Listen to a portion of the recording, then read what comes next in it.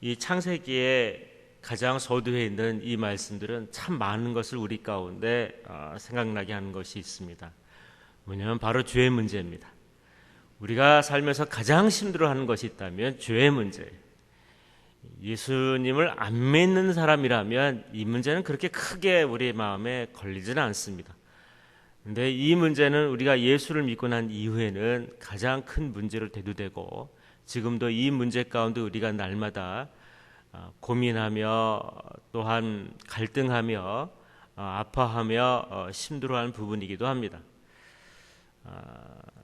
네, 하나님께서는 이 죄의 문제를 다룰 때 어떻게 다루셨는가를 성경은 자세하게 설명을 하고 있습니다.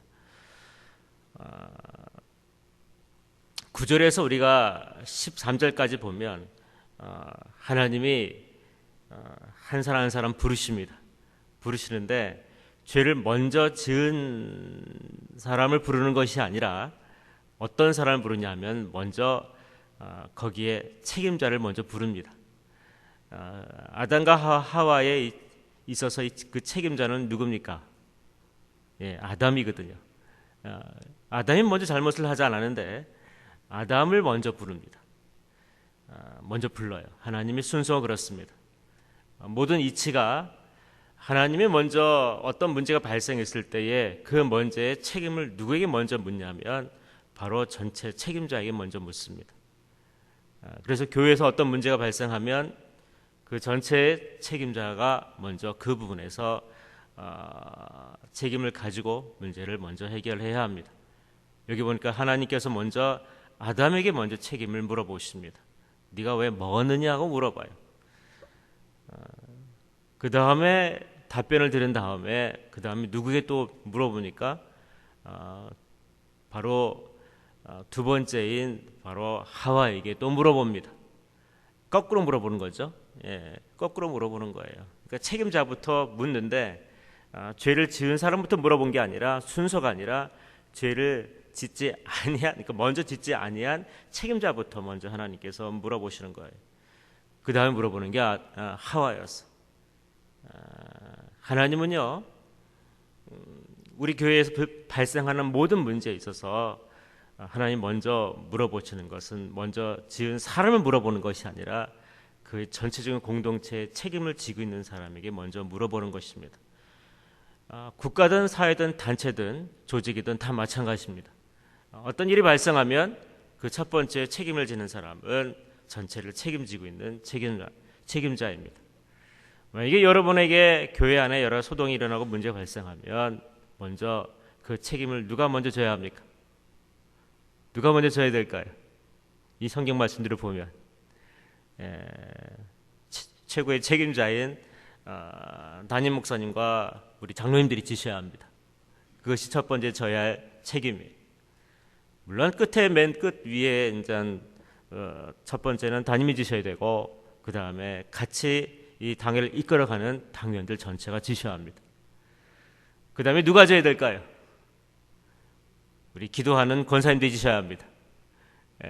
기도가 부족한 거예요. 그렇죠? 기도가 부족한 거예요. 또한 그 다음에 져야 할 분들이 안수 집사님들입니다. 그 다음에 우리 모든 성도분들이 다 지셔야 합니다. 왜 그럴까요? 왜 그래야 한다고 생각하십니까? 왜 그래야 한다고 생각하십니까? 중요한 게 있어요. 우리가 그리스도 안에서 한 지체이기 때문에 그렇습니다. 우린 그리스도 안에서 한 몸이고 교회의 머리 대신 예수 그리스도를 우린 다 같이 섬기고 있기 때문에 우리 모두의 책임인 것입니다. 제 탓이가 아니라 누구 탓이에요? 다 내 탓이에요. 내가 기도가 부족해서 그렇고, 내가 보살핌이 부족해서 그렇고, 내가 뭐가 부족해서 그렇고, 뭐가 부족해서 그렇고, 다 우리의 책임인 것입니다. 그 책임의식이 필요한 것입니다. 우린 책임을 안 지려고 해요. 자꾸 회피해요. 자꾸 남에게 전가합니다. 여기 보면 아담과 하와가 했던 공통적인 것이 뭐죠? 자기가 책임을 지지 않으려는 것입니다. 잘못해놓고, 잘못하고도 도망갈 생각만 하고 있는 거예요. 빠져나갈 생각만 하는 거예요. 그리고 책임을 전가합니다.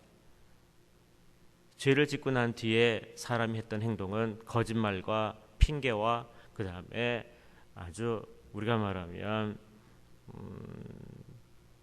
비열함을, 책임지지 않는 비열함을 보여주는 것입니다. 그러나 그리스도인은 그렇지 않습니다. 책임을 지셔야 하는 것입니다. 책임을 지는 것이 그리스도인이요. 왜 그런 줄 아세요? 우리는 그리스도 안에 한 지체요, 한 형제요, 한 자매요, 같이 천국에 갈 시민이기 때문에 그렇습니다. 여러분은 성도예요. 구별된 사람들인 것입니다. 그래서 책임부터 먼저 최고 책임자인 아담으로부터, 그 다음에 하와로부터, 자, 그 다음에 이제 14절 가니까 이제 13절 가니까 누구에게 묻냐면 뱀에게 물어봤을까요? 안 물어봤을까요? 원래 뱀이 시작했으니까 물어보지도 않았어요. 바로 저주해버렸습니다. 왜냐? 뱀은 인격적인 존재가 아니라 예배 대상이 아닙니다. 하나님을 예배하는 대상이 아니에요. 그러니까 하나님을 예배하는 그런 존재가 아니에요. 그 어떻게 하는 겁니까? 그냥 바로 맞바로 그 다음부터 보면 죄를 지은 순서부터 하나님이 거기에 대한 책임에 대한 죄를 심판을 내리십니다. 뱀은 어떻게 저주했냐면 아예 땅에 기어다니면서 아예 흙을 종신토록 먹고 그렇게 아주 사람들에게 혐오스러운 존재로 살아갈 것에 대해서 저주합니다. 옛날에 뱀이 전설에 의하면 날개도 있다고 합니다. 노래도 잘했다고 합니다. 제가 신학교 때 그때 배울 때 뱀이 여러 가지에 있는데 그 전설 가운데 뭐가 있냐면 노래도 잘하고 그렇게 아름다웠대요. 날개도 있었고 날아다니고 뭐 그랬답니다. 그래서 뭐 저도 궁금을 해요. 천국에 가서 한번 물어볼 사항입니다. 그랬는지 안 그랬는지를. 어쨌든 그렇게 아름다웠대요. 가장 아름다운 존재가 가장 추악한 존재로 추락하는 모습을 보게 되는 것입니다. 죄는 그런 것입니다. 가장 영광스러운 모습이 죄를 지음으로 가장 추악한 모습으로 바뀌어 있는 모습을 보게 됩니다. 그래서 뱀에게 먼저 하나님이 심판하십니다.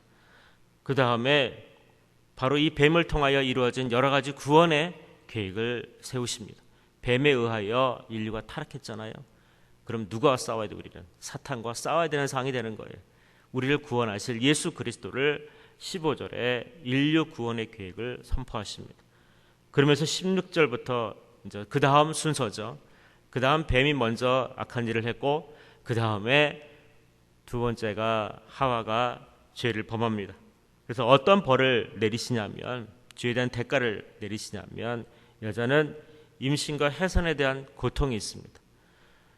저는 어릴 때 제가 5살 때 제 동생이 3살 때 우리는 무릎 꿇고 우리 막내를 낳는 모습을 안방에서 할머니가 열심히 응원하는 가운데 막내를 낳는 것을 우리 무릎 꿇고 봤어요. 옛날엔 그랬습니다. 그렇죠? 옛날에는 뭐 추운 날 어디 가겠습니까? 안방에 무릎 꿇고 앉아서 동생이 나오는 것을 엄숙하게 지켜보고 있고 저희 아버지는 술이 좋아서 술 먹고 어디 가는 바람에 오지도 않고 그랬던 기억이 납니다.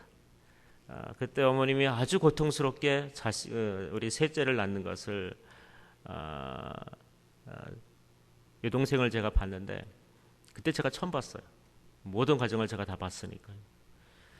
아주 고통이 심합니다. 그래서 여자에게는 이 근심과 수고의 고통을 주게 됩니다. 그리고 남편을 원한다는 것은 남편에 대한 사랑에 아주 갈망하며 사는, 남편의 사랑을 받지 않으면 살 수 없는 그런 존재로 전락하게 됩니다. 그러니까 남편만을 바라보고 사는 거예요. 예. 그래서 참 남편들이 잘해야 돼요. 저도 그렇고 다 마찬가지입니다. 잘하셔야 됩니다. 그리고 남편에게 다스림을 받는, 즉 평등 관계가 깨지고 남편만을 의지하는 관계로 전락하게 되어집니다. 아예 남편을 목매어 사는 거죠. 그렇게 살아가는 것이 여자의 일생이 되었습니다. 그래서 여자들이 눈물이 많아요. 남편 때문에. 그렇죠? 예, 많지요. 말을 안 했을지 속 터질 일 진짜 많지요. 예, 제가 많이 듣습니다. 그래서 많이 하지 않습니까? 이 인간아, 그렇죠? 언제 철들래 이렇게 하지만, 근데 그게 그럴 수밖에 없어요. 사람이 타락한 이후에 갖는 어쩔 수 없는 여자가 겪어야 할 고통인 것입니다. 그래서 참 남자들이 잘해야 돼. 17절에 가니까 이제 이 마지막 죄를 지었던 이 아담에게 저주를 내립니다. 18절에 있는 가시덤불과 엉겅퀴를 내게 해서 땅에 저주를 받게 합니다. 그 하와 때문에 받는 저주가 바로 땅의 저주입니다. 그래서 가시덤불과 엉겅퀴가 나는 아주 우리 때문에, 특히 남자들 때문에, 남자기보다는 그렇죠. 아담 때문에 땅이 저주를 받게 됩니다.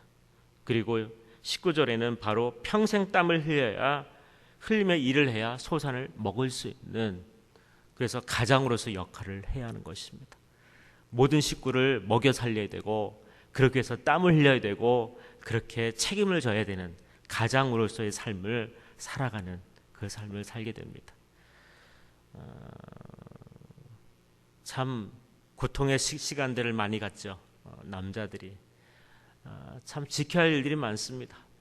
가족을 지키기 위하여 희생할 일들이 참 많습니다. 근데 지금은 이제 남자와 여자가 다 같이 맞벌이를 하는 세상이다 보니까 공동으로 책임을 지지만, 옛날에는 모든 아비들이 모든 자식과 아내를 책임지기 위하여 얼마나 많은 고통과 수고를, 얼마나 많은 모욕과 그 수모를 겪어가면서 참아가면서 그러면서 먹여 살리기 위하여 간하고 쓸개죠 다 내놓아가면서 그렇게 정말 고생하다가, 나중에는 아내에게도 사랑받지 못하고 자식에도 사랑받지 못하고 외롭게 가는, 그런 것이 바로 아버지의 길이 아니겠습니까? 그걸 누가 알겠습니까? 아버지는 아버지끼리 압니다.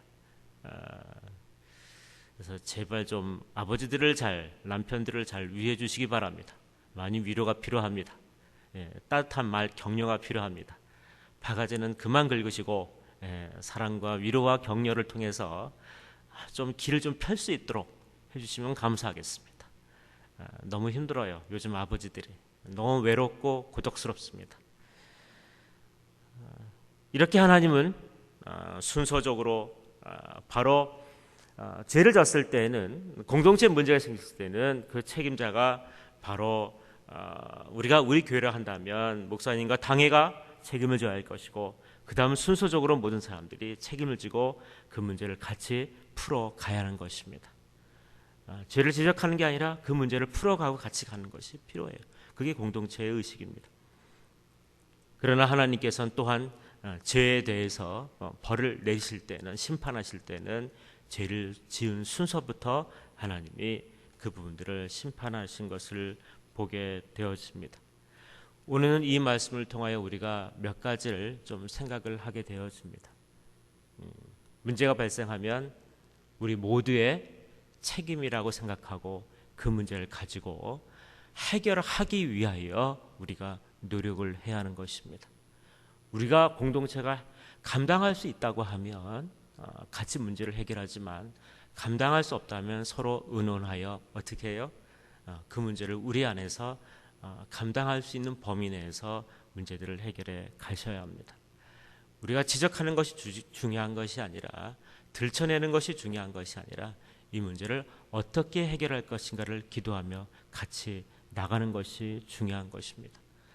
또한 중요한 것은 우리가 묻되 서로 권면하며 그 문제를 서로 풀어가는 것이 필요합니다.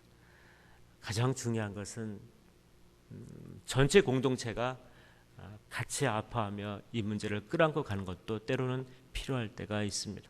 그러나 감당할 수 있는 범위 내에서 여러분이 하셔야 하는 것입니다. 저는 이 말씀을 마감하면서, 오늘 이 새벽에 이 말씀을 마감하면서 가장 중요한 건 권면도 필요하고요, 위로도 필요하고요, 또한 서로 마음을 같이하여 같이 협력해서 문제를 풀어가는 것도 필요합니다. 모든 문제를 다 내 탓이라 생각하고 같이 문제를 풀어갈 수 있는 그런 믿음의 공동체 되시길 주의 이름으로 축원합니다.